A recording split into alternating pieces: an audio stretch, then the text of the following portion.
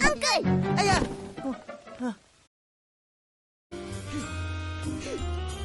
Ha? Tahu? Luit mah. Uncle ada ambil wang kertas pokok pisang seperti... Dengar. Ha? Mana ada itu wang? Wah tengok duit siling saja banyak. Huh? Betul ke, Uncle? Ha? Hayah, ini budak. Dengar sini. Uncle beli balang mah, bukan ambil balang. Pergi main tempat lain. Uncle banyak kerja. Uncle! Suspek kedua! Kita orang nak tanya kau pasal wang.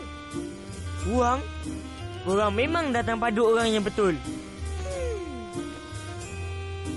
Kau tahu pasal wang Jepun? Wang Jepun? Tahu?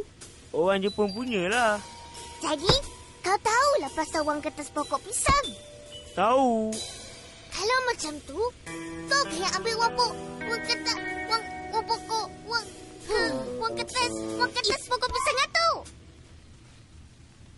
Tak. Kalau tak apa. Ha?